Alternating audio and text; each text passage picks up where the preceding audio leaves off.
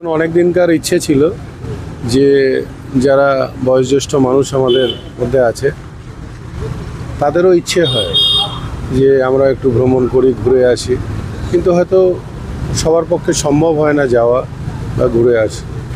তাই জগদ্দল বিধানসভা থেকে প্রথমবার আমরা এই উদ্যোগ নিলাম যে বয়োজ্যেষ্ঠ মানুষদের যারা ইচ্ছুক তাদের আমরা মায়াপুর নিয়ে যাব।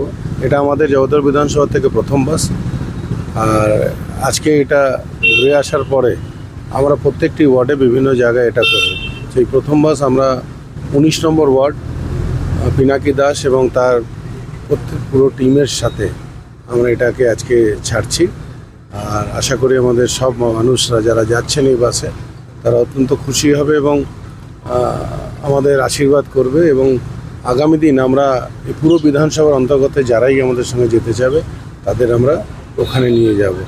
তো এটা আমাদের একটা ইচ্ছে ছিল যেন আমরা বয়োজ্যেষ্ঠ মানুষদের সিনেমা দেখাচ্ছি, আমরা তাদের পুজো ভ্রমণ করাচ্ছি, ঠিক এইভাবেই আমরা এবার মায়াপুর নিয়ে যাচ্ছি।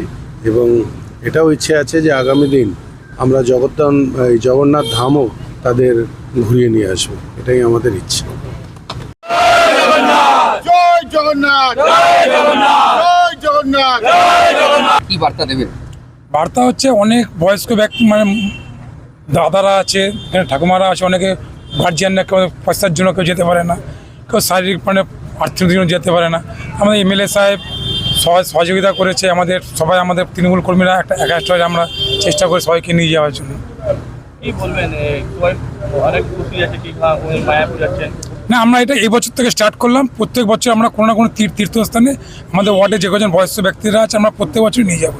এবছর প্রথমবার শুরুয়াত করলো, প্রত্যেক বছরই নিয়ে যাবো। মানে আপনারা তো একটা নাজির করলেন, এটা হওয়া উচিত। আর এটা প্রান্তিক আপনাদেরকে দেখে একদম উচিত। প্রত্যেকটা ওয়ার্ডে, প্রত্যেকটা বিধানসভায়, প্রত্যেকটা লোকসভায় সবাই যাতে এরকম প্রত্যেকটা মানে নিজের ওয়ার্ডে যদি বয়স্কদের সম্মান দেয়, আশা করি এটা আশীর্বাদ থেকে শুরু সবাই অনেক কিছু প্রাপ্য।